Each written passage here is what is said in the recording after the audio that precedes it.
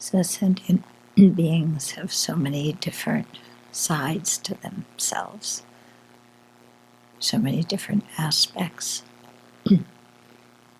And sometimes what we see is their angry, jealous, competitive, spiteful aspect,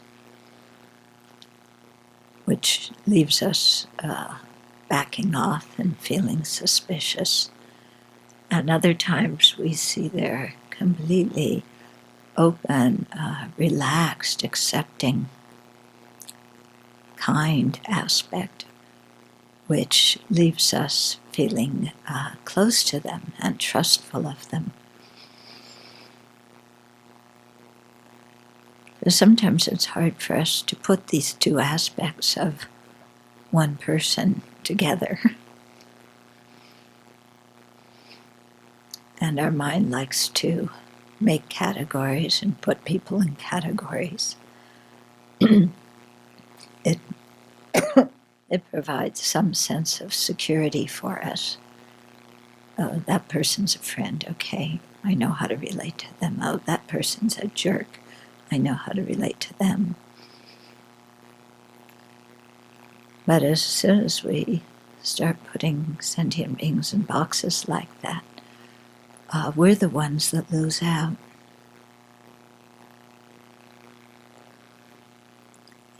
Because we can't see the nuances. We can't, when we just look at the negative, we can't see their inner beauty.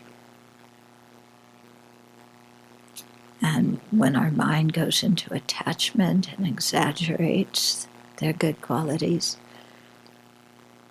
then we can't see their suffering.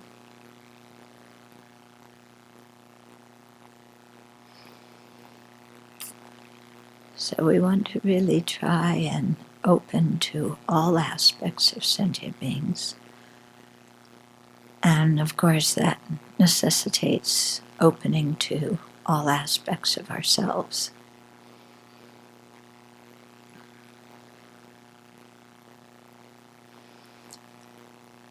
But when we do that with a kind attitude, then it's what to say, it's very affirming.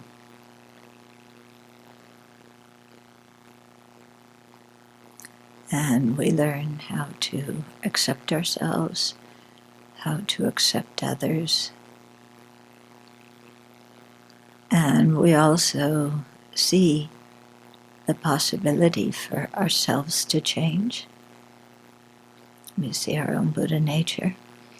And we begin to see the possibility for others also to change and go beyond their present limitations.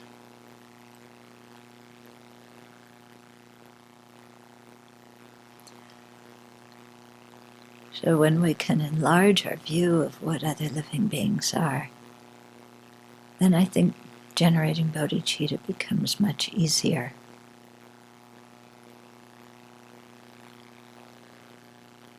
We can see our own potential. We can see others' potential. And then that helps us to have more fortitude so that we don't expect everything to happen instantly, but we can tune into the goodness and work to increase it for however long that takes.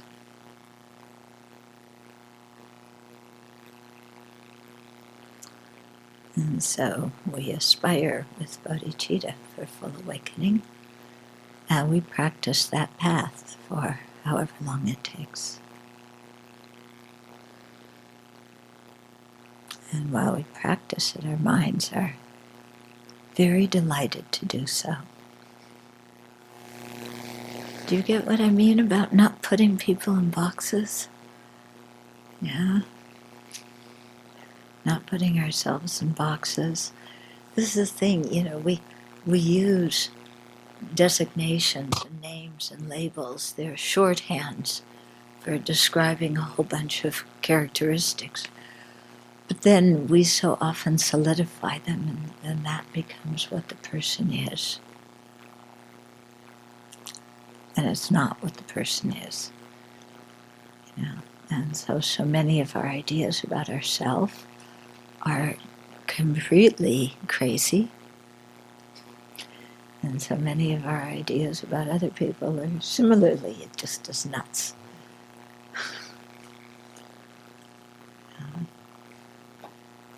So it's good when we can get to that point, kind of putting that aside and then just seeing, here's a sentient being with the potential to become fully awakened, and their mind streams are currently covered with defilements, and so they suffer and they create the causes for more suffering, even though what they want is happiness. And they're the same as me. Like, oh, duh, I'm not, I thought I was so unique. No, same old, Buddha potential and problems. What else is new? So last time we went through the different questions that the Acharya asks to make sure that somebody is qualified to take the Shramanera precepts. And then that person goes again to the Upajjhaya, and they kneel down, and the Upajjhaya gives a discourse, which is what we'll talk about today. So I'll read the whole thing and then go back and explain it. So this is like the discourse for, it's the final one before the person actually takes the Shramanera precepts. So the Upajjhaya says, most sentient beings in the 6 realms have obstacles to receiving the precepts. Only human beings are able to receive them. Still, hindrances exist, and so not everyone is fit to receive them. Since you do not have hindrances or obstacles, you are able to receive the precepts. You should generate a superior intention while reciting the words of refuge. That is, wish to save and protect all sentient beings and to liberate them with the Dharma. The precepts are the foundation of all virtues. They are the basis of the 3 vehicles. The precepts are a treasure in the Buddha Dharma that cannot be found in other paths. The precepts can protect and sustain the Dharma and enable the Dharma to remain for a long time.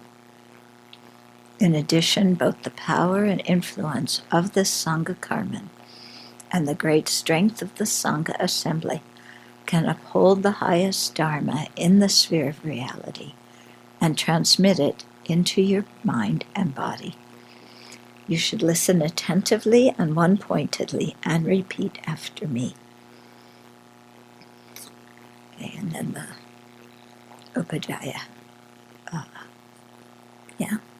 gives the repeats, which we'll do in a minute.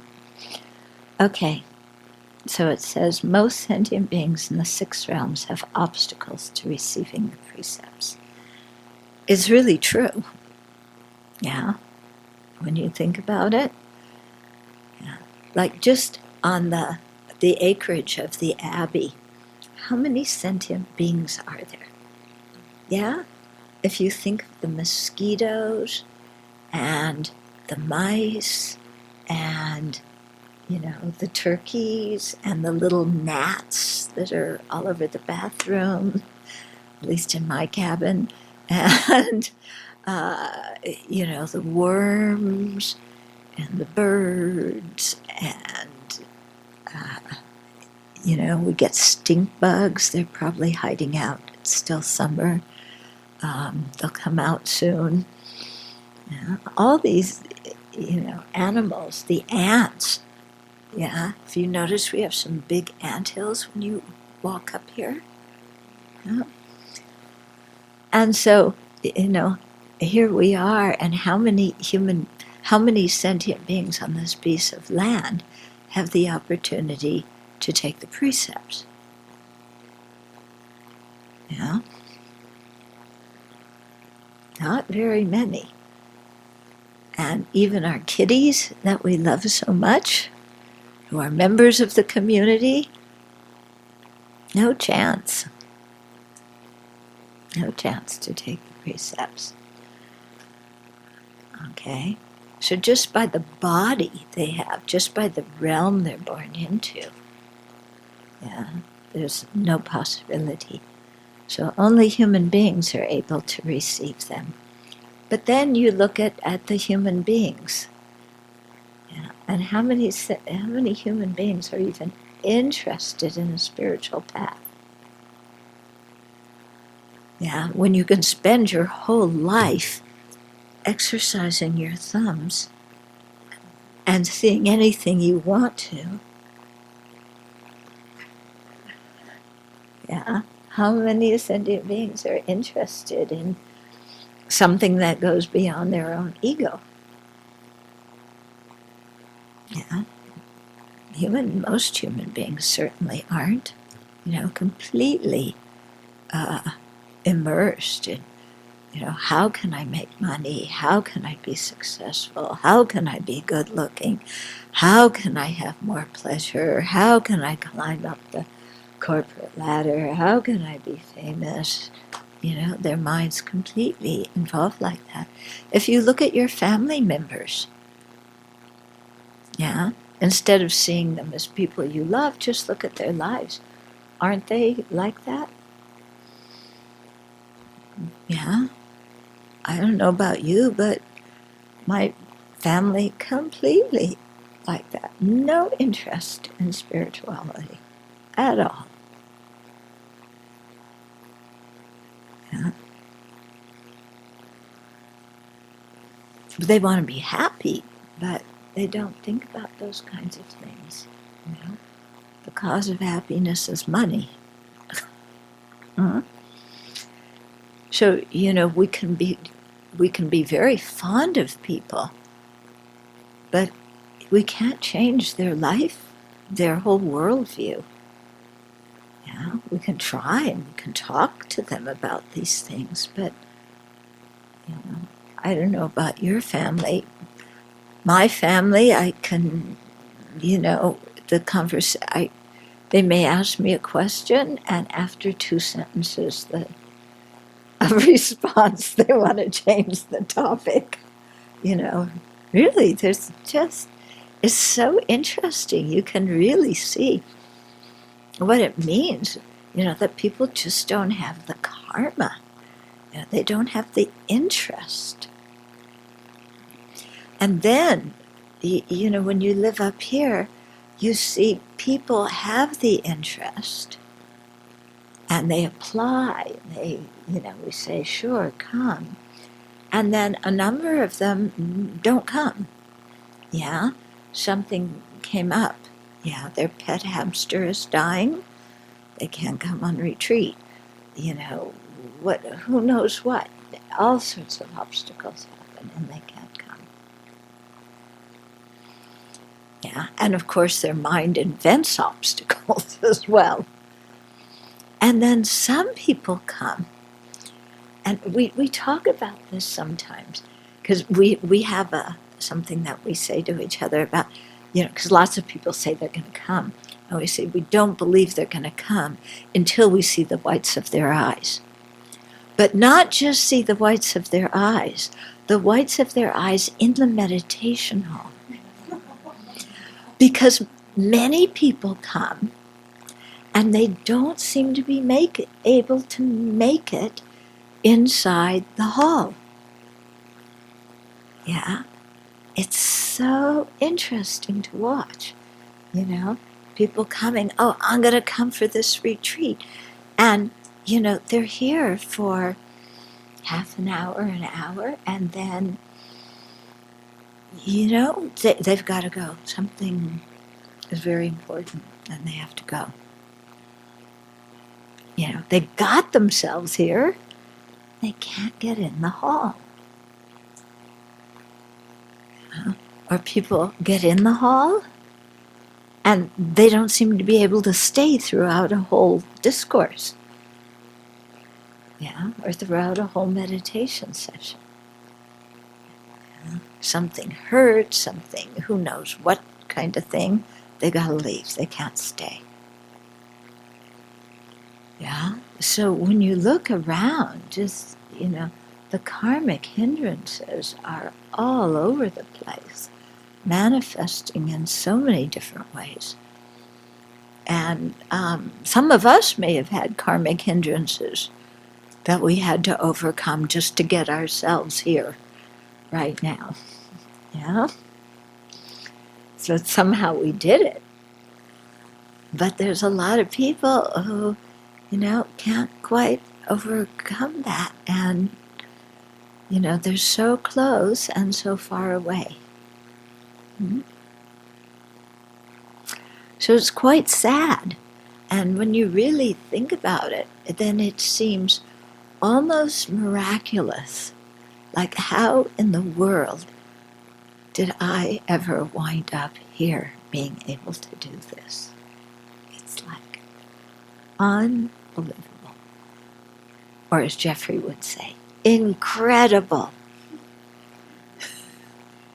He teased us a lot about saying incredible, because he said, you always say incredible, but it is credible because you see it. But when you think about it, think about the way your life turned out.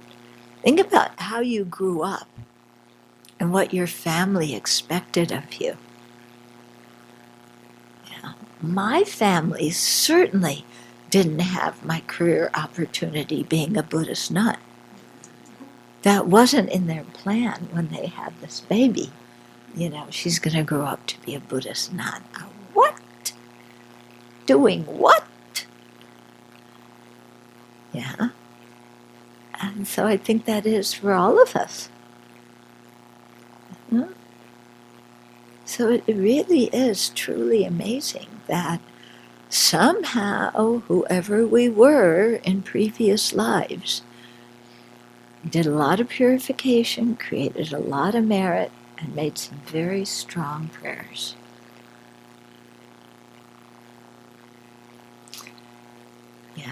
So we shouldn't take our situation for granted, and we must not put ourselves down, because whoever we were in a previous life worked very hard to create this opportunity.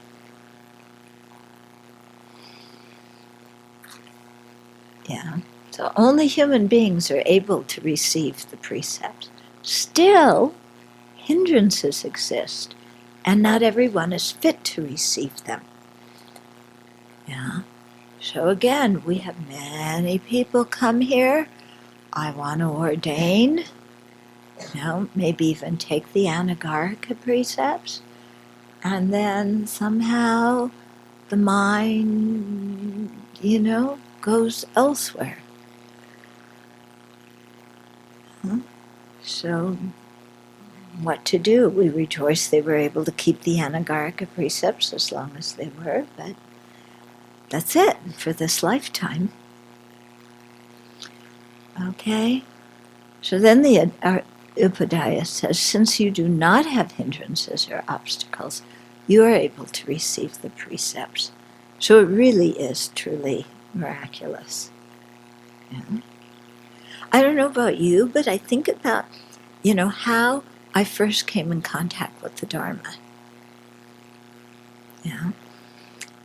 So I guess maybe you could say the first contact was when I was a hippie trekker in Nepal, and, going up to Namche Bazaar and, I remember staying in some homes of people who were Buddhist. One family, the Lama was a lay Lama, going the furthest part on our trip we got to was, what was the name of the village where Rinpoche was born? Not Laudo, across the Laudo was where he meditated, the village across the thing. I forget the name of it. How can I, huh? No. Anyway, that village, where my teacher was born, was the furthest place we went on the trip. I knew nothing about Buddhism. Yeah. At one point on the trek, we were at Trilshi Rinpoche's monastery. It was a soak day. Of course, I had no idea who Trilshi Rinpoche was. I had no idea what soak was. They were making all these things, out of sampa and painting them red, and isn't that interesting? And I was traveling with 3 other people, and for some reason, I don't know why, they only took me into Trilshi Rinpoche's room, and I saw this lama sitting on a throne, and it's like, okay, and I said hello, and then I looked at all the very nice artwork on the wall. That's what his altar was to me. It was artwork. And in the middle of it, some monk came in and bowed to him. And I was like, you bow to another human being? In the culture I grew up in, you never do that. Yeah. The only, you bow to your credit card. That's about it. But to another human being, I was totally horrified. Yeah? So, and then I left, and, I looked at his artwork and nodded to him and left. Some very high lama, Trilshi Rinpoche is amazing. I had no idea, left. Went, kept on the hike. Some monk taught me to recite Om Mani Padme Hum sitting on the steps of some place in Namche Bazaar. Yeah. Oh, okay. Mani. What's he teaching me? What's going on here? So, yeah. I was like, one of these turkeys, with that level of intelligence. So, when I look at my life, it's, how in the world did I happen to meet my teachers? And I met really good teachers. I didn't meet Charlatananda. Plenty of Charlatanandas, but I happened to meet very good teachers. How in the world did that happen? So I think this is, all of us are in that similar situation when we look. And anyway, so to really appreciate our present opportunity, because it is really rather miraculous. And so the Upajjhaya is telling us at that point, look at your situation and you're able to receive the precepts. And so since you have all these conducive conditions to do that, you should generate a superior intention while reciting the words of refuge. So you recite the words of refuge. That's what's happening when you're taking the precepts. But, again, what do we find in a Vinaya ceremony? Emphasis on bodhicitta. Yeah. Usually Vinaya is not a Mahayana practice. Yeah. It's on the level of, that's common with the Shravakas and the solitary realizers. There's no such thing as a Mahayana Vinaya. Yeah, sometimes you hear people say that. There's no such thing as Mahayana Vinaya. Vinaya is Vinaya. But what's happening here is they're taking the bodhicitta and inserting that as our motivation for practicing Vinaya. Okay, but the Vinaya traditions all came from the 18 schools, that appeared very early on in the Buddha's dispensation, and none of those were Mahayana schools.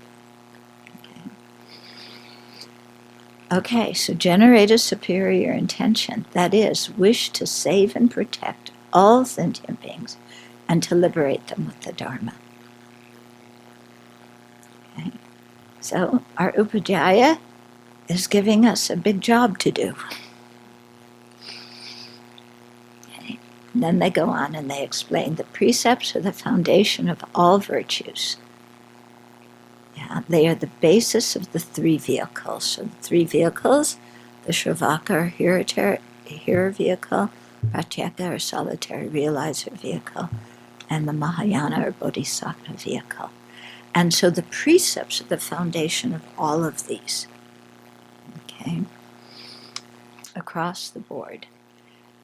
And the precepts are the Vinaya precepts, the Pratimoksha precepts, are really the basis for our whole Dharma practice, because it's starting with the easiest things to the harmful actions that are the easiest to refrain from.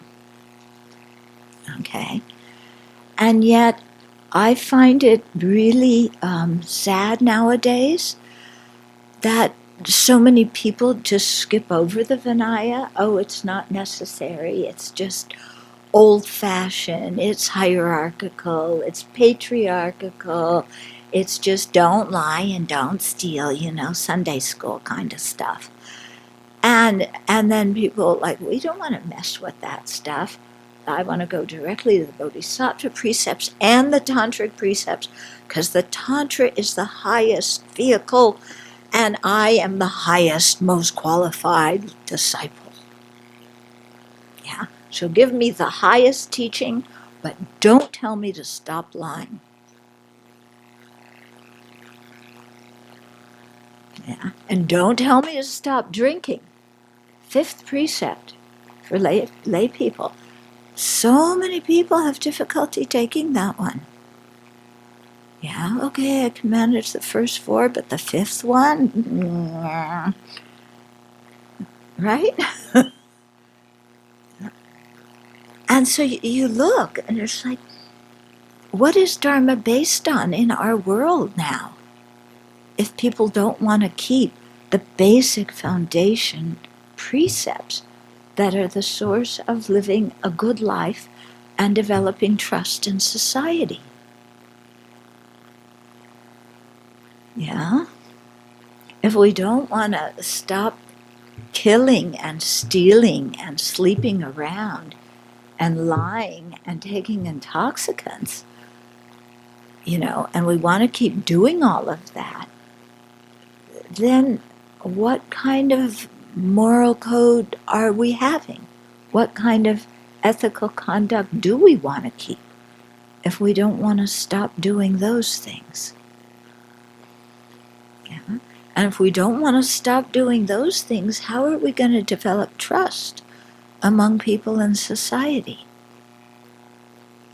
Yeah, because what is it that breaks trust? I mean, look around in America nowadays. What breaks trust? Lots of people killing, proliferation of guns, mass shootings, homicides. Yeah. Do you know that almost 50% of the women who are murdered by romantic partners? Isn't that astounding?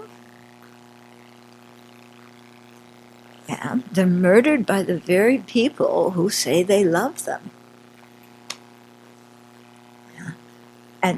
But who wants to take a precept to not kill? That's old-fashioned. And then you look around, your friends' lives. What is it that creates so much turbulence in your own lay life and your friends' lives? What is it?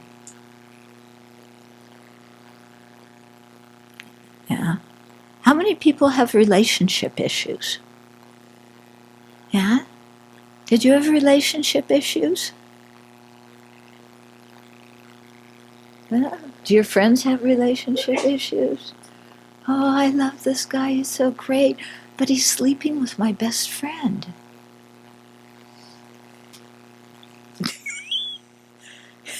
Yeah?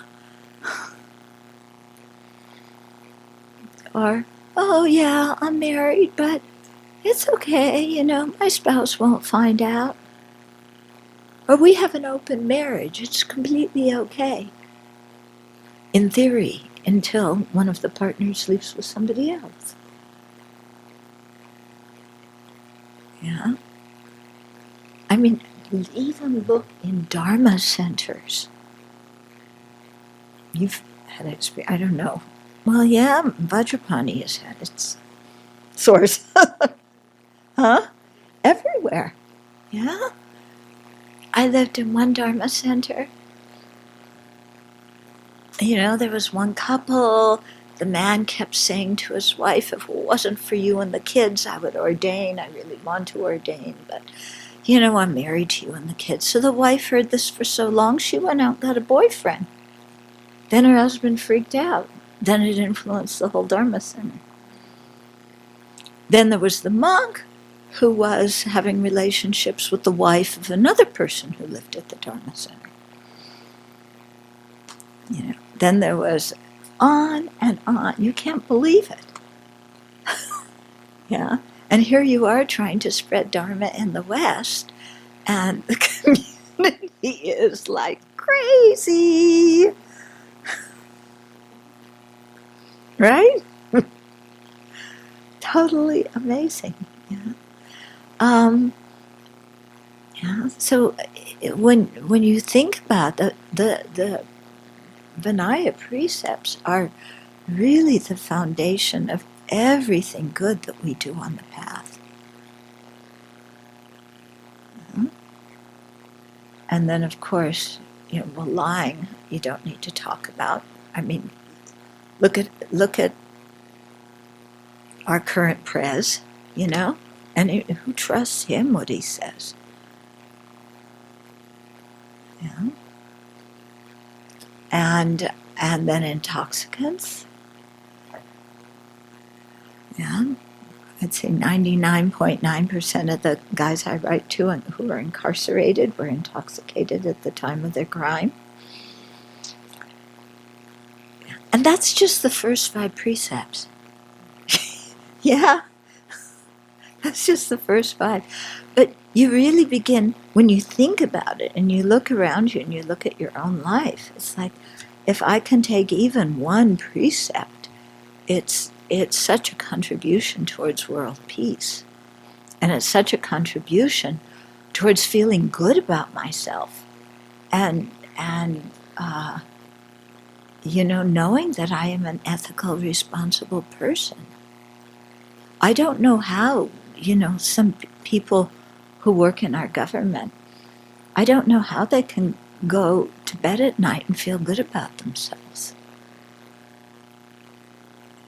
Yeah, I couldn't act like that and then go to bed and feel that I had any integrity.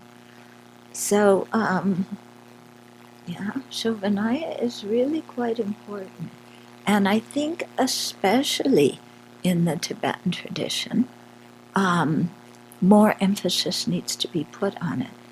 And this is one of Jason Kappa's, one of his great contributions to the Buddha Dharma, because after the first transmission, and then King Long Dharma came and destroyed the Dharma, then there was so much confusion, they say, about people not knowing how to put the Vinaya, the Bodhisattva, and the Tantra practices together for one person to practice. And so it was very confusing, and people didn't really know how to keep good ethical conduct. So Lama Atisha came, and that was one of his strong points in what he did. But still, things weren't so great. And so Jason Kappa came, and really reinvigorated the monastic tradition. You know? And this is what is very scary to me now, looking around. When I see Je Tsongkhapa's followers not keeping the Vinaya so well, and the Vinaya not being emphasized in the tradition, you know, so that Sojung becomes just reciting everything very quickly, and nobody actually, in the general Sojung, you just say, I've broken precepts in this category, I've broken precepts in that category. But everybody recites it together, and everybody recites it very quickly, and that's it. Yeah, without really thinking. Mm-hmm. And then, of course, the scandals that we see in our Buddhist community.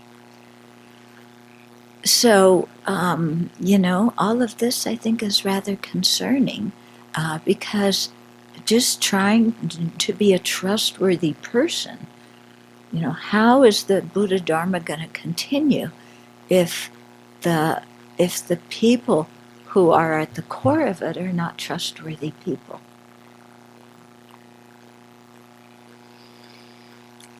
To me, that it's very it's frightening. So we have the opportunity to keep precepts. Yeah? We take them with a good motivation, like we can, and we keep them the best we can. And when we commit an offense, we confess it. We, from our whole heart, we own it. We make amends. The Vinaya has all these things that you do to make amends for different classes of precepts. Yeah? And then you learn from your mistakes and you go on. Yeah? But if we can do that, then we can become trustworthy people. Because we're not perfect, that's why we take the precepts. If we could keep the precepts perfectly, we wouldn't need to take them. Yeah, it's because we can't keep them perfectly. But what's important to do is to confess and repent and make amends and learn from our experiences. Yeah? And in that way, people know, okay, yeah, we're not perfect. We fall down. But we do something to learn from our experiences, and we pick ourselves up again. Okay, so I think this is all very important. Because otherwise, people are running around taking tantric initiations. I'm like, huh? What are they meditating on? What are they thinking? What's going on? I don't know. So, maybe some of these people are highly realized. I'm only speaking for myself, but, I'm at the, let's start with the Vinaya. That's something I can do. Even though I don't do it perfectly, but it's something, able to accomplish. And it sets a good foundation. Okay. So, like I tell people, when I started out, what the lamas didn't give so many tantric initiations. I got 8 worldly concerns and the disadvantages of samsara hammered into me. Yeah, day after day. The evil thought of the 8 worldly concerns, seeking only the happiness of your life. And never letting up on that. I'm so grateful. I'm so grateful, So grateful for that. And all the disadvantages of samsara. You get born again and again. You go from up to down. You're always dissatisfied. You're born alone. You die alone. This is not a good situation. I'm so glad that got hammered into me. Yeah. instead of, imagine yourself in union with the consort experiencing great bliss. I had a husband, that's all I could imagine. That didn't get me any virtuous mind. Okay? It was all attachment. Anyway, so the precepts, the foundation of all virtues, they are the basis of the three vehicles. The precepts are a treasure in the Buddha Dharma that cannot be found in other paths. Okay? Something very precious. We can find ethical guidelines in other spiritual paths, but the ones that the Buddha set out, there are some that overlap, but there's a lot of unique qualities.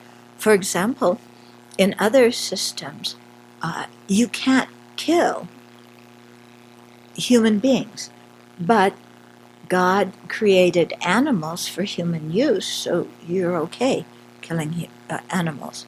You're okay killing insects. Yeah. So it's a different kind of morality. Mm-hmm.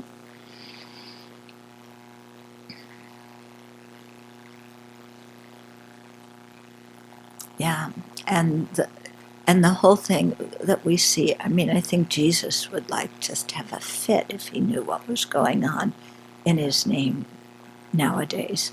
The number of people killed in European history and American history in God's name.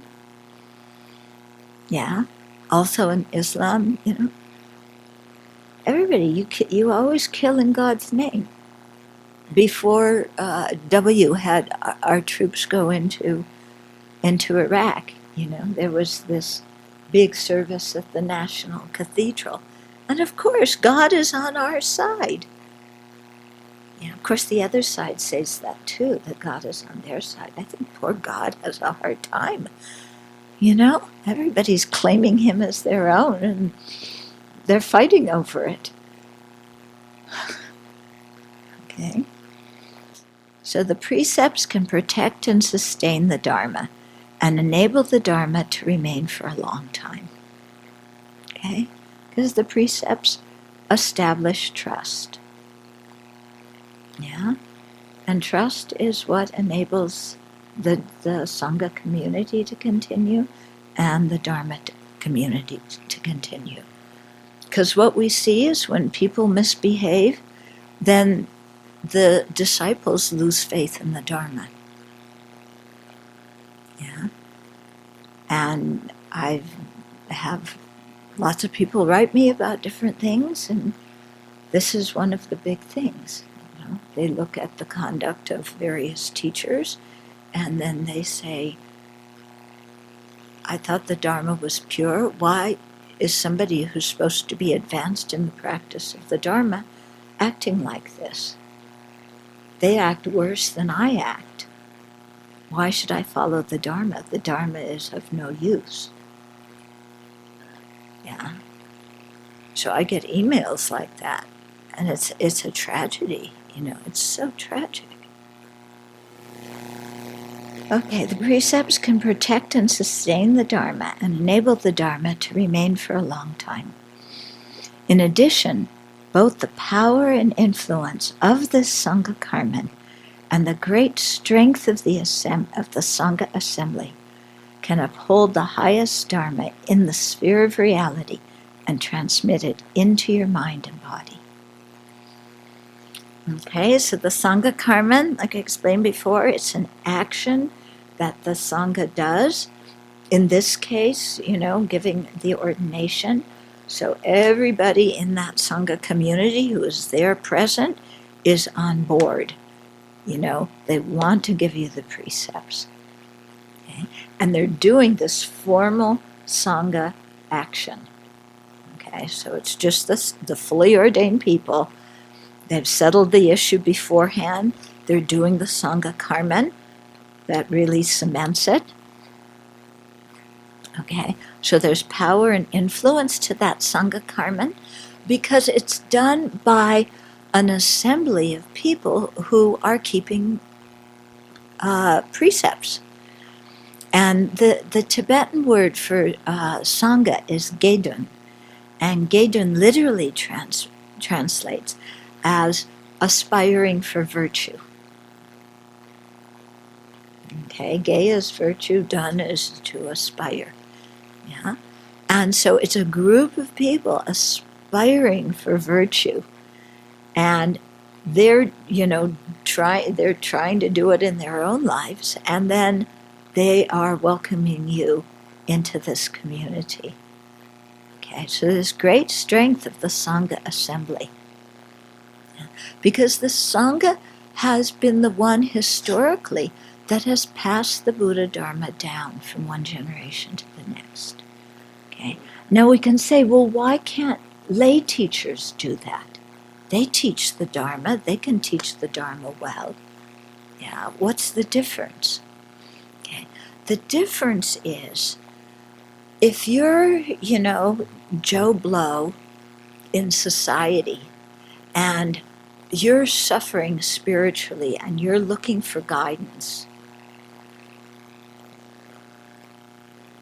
what are you gonna, if you Google something, are you gonna Google somebody's house? A layperson's house? No, you're gonna Google a Dharma center. You're gonna Google a temple, a monastery. You're gonna go to a place where there's a community of people, a group of people practicing. Yeah. And that's very different than one individual. And if you're a Dharma practitioner and something's going on in your life, you want to go where there's a group of people who are practicing. Yeah. Can you imagine your teacher's a layperson? Yeah. You're in crisis. You go over to your teacher's house. Their spouse answers the door carrying a crying baby and a spatula because they're cooking dinner. And you say, I want to talk to the Dharma teacher. I'm in crisis. And are they going to say, yeah, come on in? They're going to say, excuse me, we have a family life and I'm in the middle of taking care of the kids and my spouse is out doing something else. Come back later. Yeah. Okay, so it's different if you go to a place where the purpose of that place is Dharma than if you go to somebody's house, even though that person who lives in that house may be a very good and strong practitioner. Okay? And so, for example, we get so many letters and emails from people just saying, and from people we don't even know who haven't even been here, who say, we find it so inspiring to know that you're there. Just to know that there's some people meditating on the four immeasurables. Yeah, we can't be there with you. We're in our chaotic life, but it's so inspiring to know that you're there doing the practice. Yeah. So that's the power of a community. Yeah. It's the power of the Sangha. Because together we do this, and it gives the rest of the world something to think about. Yeah. And so in many ways I think living in a monastery, or another purpose of the monastery among the many purposes, is we act as society's conscience. Yeah. And just by the way we live, we say, okay, we don't have individual cars. We don't have the latest hairdos and the latest clothes, and we try and live fairly simply, and we're happy, and people are like aghast. How can you be happy without that? Yeah. So it really, it makes people think. And they come up here and they see how we recycle. They go, wow, I never thought you could recycle like that. Okay? So there's, and then the BBCs, we talk about social issues and things. Yeah. So it's a way of providing a refuge for many people in society and acting as the conscience of society.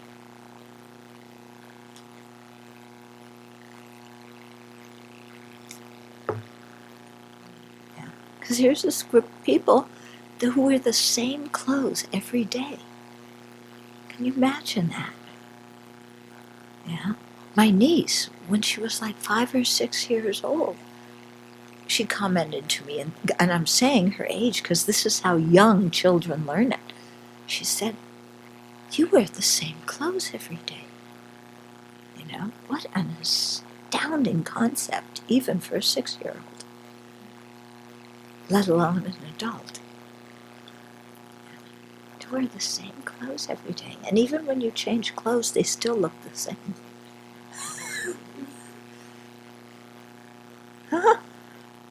And you can be happy like that. Yeah, imagine that. And you can be happy getting up at 4:30 or 5 in the morning. Some people look at you like, impossible. Okay? But, so it makes people think, what really is necessary for happiness. So the power and influence of the Sangha Karma, the great strength of the Sangha assembly, transmits this highest Dharma into your mind and body. Okay? And so that comes in the form of what we call a precept body, or an imperceptible form, or a non-revelatory form, which is a kind of form made out of subtle elements that acts like a dam that prevents you from committing faults. Okay? And so what you do, and this is explained to the candidate in the next verse, when they're actually taking the precepts, you've probably heard when you're doing it that you imagine the Buddhas and Bodhisattvas in the space in front, and then at the end of the third repetition you imagine incredible light coming from them into you, and you think that the light is the nature of the pure precepts, and so you make a very strong thought, now I've received the pure precepts. And you do that at the time of your when you're saying the prayer that's coming up. Yeah. And so that is the visualization in the Tibetan tradition for getting the precepts, the precept body. In the Chinese tradition, it's a very different visualization that I can't say I've mastered. Have you? Can you describe it? What I recall is that you imagine that all the virtue in the entire universe collects as a canopy or a cloud above your head, Mm-hmm. and then with the last repetition, it comes into you like a funnel, and I found it quite powerful to visualize that way. Mm-hmm. Yeah, that's the essence of it. There's some other stuff that goes on before that I can never put together. Yeah, but it's very much thinking all the virtue in the universe is collecting and then coming into you. Yeah, so it's the same kind of thing. Okay, so the Upajjhaya says that to you, and then the Upajjhaya leads the candidate in taking refuge. It's a very simple thing, It's I, disciple so-and-so, take refuge in the Buddha, I take refuge in the Dharma, I take refuge in the Sangha. Yeah, I now go forth as a follower of the Buddha. Yeah, Bhikshu or Bhikshuni so-and-so is my Upajjhaya. The Tathagata Arhat, fully awakened one, is my world-honored one. Okay, and so you repeat that 3 times, and then you repeat another verse, that with compassion you've gone forth, Yeah, and taking refuge. Again, bringing bodhicitta in here. Okay? And then after that, there's the explanation of the precepts. And here, they go through the precepts one by one, asking you, for as long as you live, like the first one, for as long as you live, do not kill. This is the first Shramaneri precept. Can you keep it? So you're asked directly, and then what are you going to say? Well, instead of 10, can I take 9?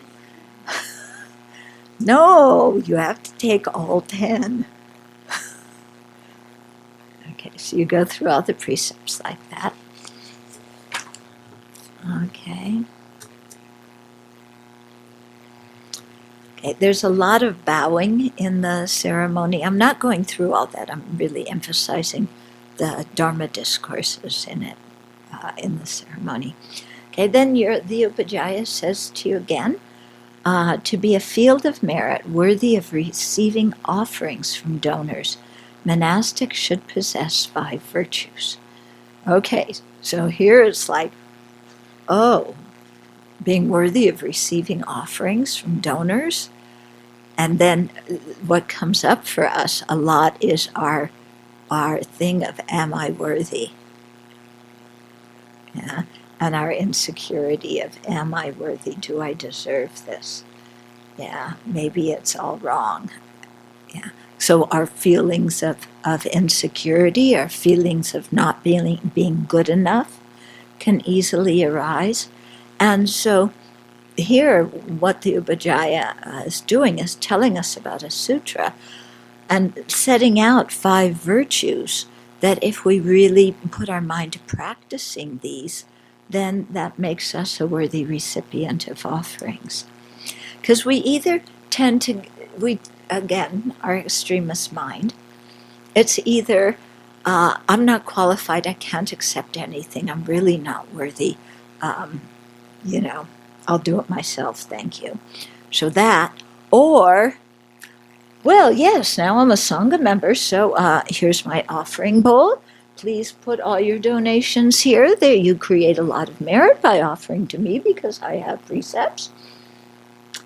Okay, yeah, good amount of dana. Maybe how about some more? Okay, and we get quite conceited and start to expect lay people to give us things or to do things for us. So we go to those 2 extremes. Either I'm totally unworthy or I am overly worthy. Okay, so we have to be careful of both of those. Okay, so here, this is the Sutra on the Householder requesting the merit field of the Sangha. And it says, a Shramanera should know 5 virtues. 1, renounce the worldly life and embrace the holy life by embarking on the supreme path without letting yourself be interrupted. Whoa, that's a tall call, isn't it? But we've just received the precepts. The Sangha, the Upajjhaya, the Acharyas, they have the confidence in us that we can do this. So we're going to start practicing in this way. Okay? To renounce the worldly life, embrace the holy life, embark on the supreme path without letting ourselves be interrupted. Okay? So not being interrupted by family dramas, yeah, not being interrupted by distraction and all sorts of busyness that we can get ourselves into. Okay, and then the second virtue, give up attachment to the body by wearing Dharma robes and do not beautify the body. Okay, so giving up attachment to the body is like quite profound and quite deep, but we start with, wearing the robes and not beautifying the body. That's the first step of giving up attachment to the body. But, really giving up attachment, boy, that's quite a practice. Okay, but this is how we start, so let's do it. Okay, then the third, sever attachment to loved ones by treating all sentient beings with equal kindness. Yeah. Another thing, not so easy, but let's start on it. Okay, we'll start. And so we try and, like I was talking at the beginning of this session, seeing sentient beings as having the Buddha nature, and yet their Buddha nature being covered by defilements, and that everybody's alike in that way. Yeah, and so you don't discriminate friends, enemies, and strangers, because you see, actually, we're all alike, and we all want happiness. So you extend kindness to everybody equally. Then 4, be willing to give up your life to pursue the holy life and follow the path. Whoa, give up my life?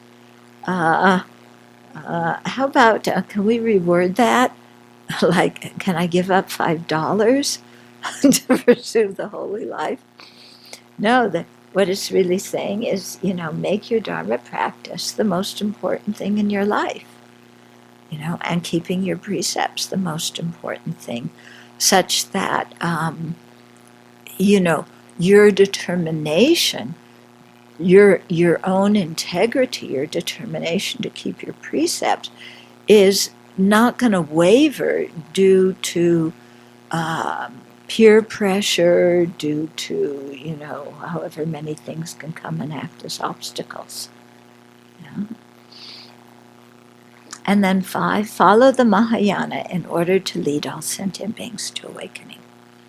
Okay, so what's the purpose of keeping the Vinaya?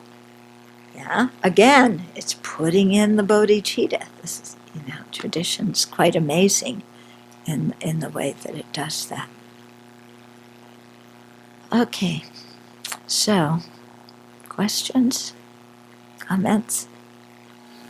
In the 10 precepts that you're taking, Mm-hmm. the number 9 and number 10, Mm-hmm. it seems like it would be difficult to say in some situations that for as long as you live, Yeah, because then are you kind of feels like you're lying then. yeah. So the idea is you have that intention, yeah, and then life happens, and so you have to ask the Buddha's permission, let's say, to eat in the evening. Yeah. Or you're in a situation where you have to handle money. You ask the Buddha's permission. Yeah. But you do your best to keep the precepts as best as you can. Yeah. So again, another benefit of living in a monastic situation is you don't have to go out and buy stuff yourself. People go out, and run errands, but they run errands for the whole community. The food we get is only the food that is offered to us. We don't go out to the grocery store and get it. Okay? We have to handle money, but we handle, either we're handling the Abbey's money, or if it's our own money, we have restricted purposes for which we can use it. We can't go out and get an ice cream cone on our own money. Yeah. So we can't say, but I paid for it myself. No. I found it interesting that I looked at the Sangha and I always thought that they're beautiful and elegant and look very inspiring in the robes. And then my first reaction to looking at myself in the robes was feeling really uncomfortable and awkward and like, wow, this is not, I did not just, like you said, they make you feel fat, or they make you look fat, and my reaction, like how it worked on my mind to the attachment to the body, I wasn't expecting that effect. Actually, I was looking at others and feeling inspired and how they look elegant and that way. So in a good way for myself, for challenging that attachment to my appearance. Mm-hmm. So it was a good thing, but it just I didn't expect that effect of wearing the robes. was the effect that you felt kind of strange about? Like, oh, they make me look fat and I want to look thin? Yeah, I could see my attachment to my body in that way of just like, they've got this big thing of material on myself, and it's just like I maybe had a conception of feeling or looking elegant in it as I viewed others. Like the others look elegant in their robes. Yeah, so it was interesting to see. Like I hadn't seen the robes as working on the attachment to the body, but I felt that when I put them on, and yeah, I mean it was obvious more like the shaving of the head that I can see more as explicitly going for the attachment, and I experienced that as well, but I wasn't expecting that from the robes. It was very clear. Yeah. So you look fat, you just get used to it. Yeah. But then the other thing is what you said, you look and the Sangha members, look at them and, they practice so well, and, oh, now I'm wearing the same thing they are, and my practice isn't anywhere near theirs. Yeah, and then you start to go, what are people going to think? Are they going to see right through me? I'm such a fake. Yeah, so some people get into that when they put the robes on. So that's just more self-centered garbage. That's all it is, isn't it? Sentient beings are suffering throughout the universe, and we have the luxury of thinking we're inferior.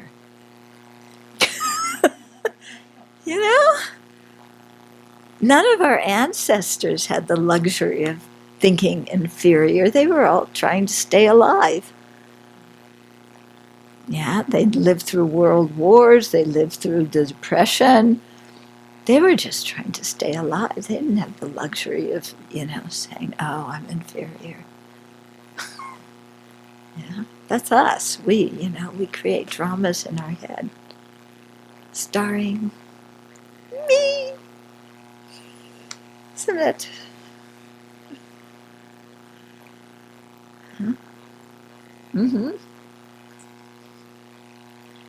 What can you talk a little bit about a skillful way for leaving your family or severing the ties to family, especially when caring for them as they're aging and getting older, kind of finding that balance of not just completely walking away, but breaking the attachment? Well, again, this is, I think, part of the benefit of living in a community, is here we have guidelines for how often you can contact your family. So then your family gets used to it.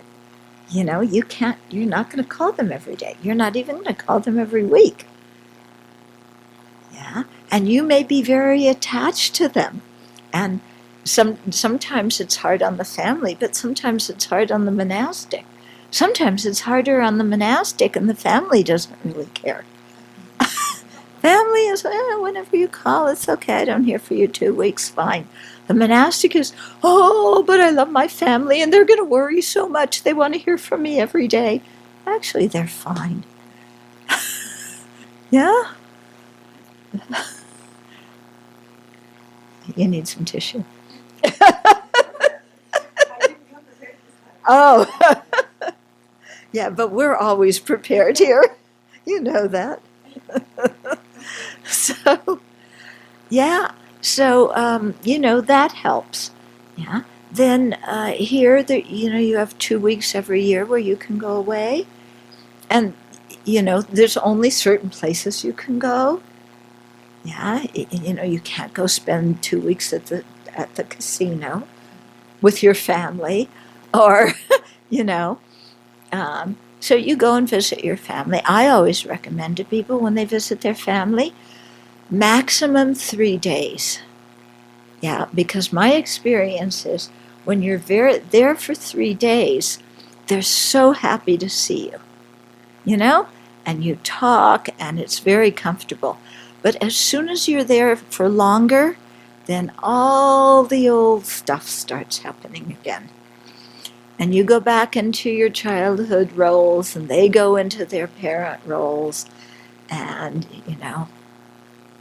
why are you wearing those clothes? And, you're living with these people. Aren't they a bit strange? And, yeah, then all the questioning starts. So I find, 3 days, it works out so nice. It's such a nice, comfortable family visit. Yeah. Longer than, yeah. But some people want to go back. They spend all 2 weeks with their family. And they usually come back saying, I am so glad to be back here. Yeah. So, yeah. So I think the structure in the community helps a lot with that. Venerable Nima's away right now because she received news that her mother's having surgery. So she's away for 5 days. Yeah. That's part of her 2-week time that she has away. Mm-hmm. Oh, and we also encourage people to bring their families here.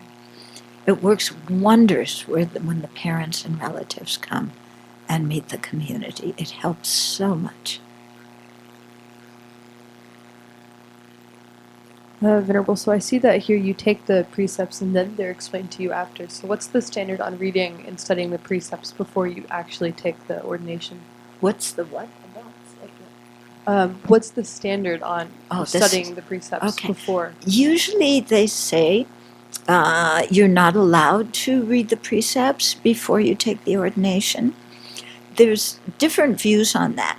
And I think that pertains much more actually to the full precepts rather than the novice precepts. But there's different ideas. One idea is that people may aspire to ordain, but if they read the precepts, they'll chicken out. So they don't want them to read it. Another idea is if the lay people know the precepts, then they'll criticize the Sangha. But in Thailand, the lay people learn the monastic precepts, and that helps them. It helps them to help the monastics keep their precepts. And if a monk or a nun doesn't actually keep their precepts well, then the lay people know it and they don't give them food. So it actually helps in that regard. Yeah. I feel like in terms here of reading the Shramanera precepts, I think it's very helpful for people to know what they're getting into. I know that before I ordained, some of the nuns had asked Geshe Nawandarge for teachings on the precepts, and I wanted to ordain at that time, and so I asked Geshe-la if I could come along, and he said yes, and I found that extremely beneficial for me. Yeah, even though I wasn't ordained at the time. So in the mornings, or in our meditation sessions, we've been doing the death meditation in 9 points, and there is a part where you think about how much time you spent in the Dharma in your life, and then I was wondering for any monastic here if how that comes for them, given that they've dedicated. What comes up for them, given that they dedicated their life to the Buddha Dharma? Okay, so when you say what comes up for them, what are you looking for? Is it like, I guess I just because is it there's this there's either divine pride or is there just saying because like for me, when I look at it, I don't spend if I do the math, I don't spend a lot of time. So if you are a monastic, I assume that you dedicated your life. So when that point comes, do you feel a little bit of joy for having taken that step in your life, and then when you do the meditation? Yeah, I think so. You feel joy That, oh, I've been able to do this. And you also look at your life and you say, even though I have this opportunity, I don't always use it. And so you kind of say, I could do better. So there's kind of both, at least for me. Yeah, other people. Yeah, but there's definitely the feeling of a life well spent, as well as a feeling of I could do better. Yeah, or I could do more. But that's, until we're Buddha, we could always do better, can't we? Mm-hmm. Very short comment is that since I don't know how many years ago, but we started making all those dedications at the end of the day for people in our lives. Well, there's two things. Venerable had us during that second part of the 9-point death meditation years ago. She said, you make a list of everybody that has died in your life, how old they were, how they died. And it was really amazing for some of us who said we didn't have anybody. I mean, I had like 35 people. We had somebody in our group that had 70, 80 people. To make it real, and you look at the ages, you look how they died, you look at, were they practitioners or not, what was the state of their mind. It was such a intense reality check to say, and you're in this mix as well.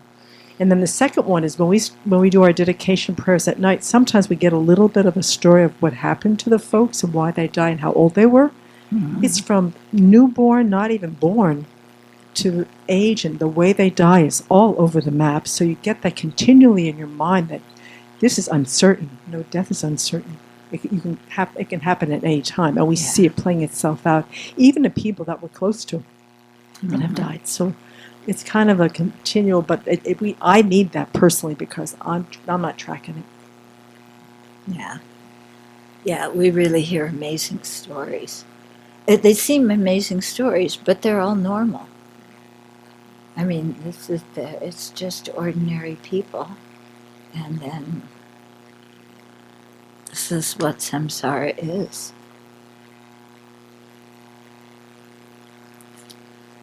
Okay, let's dedicate.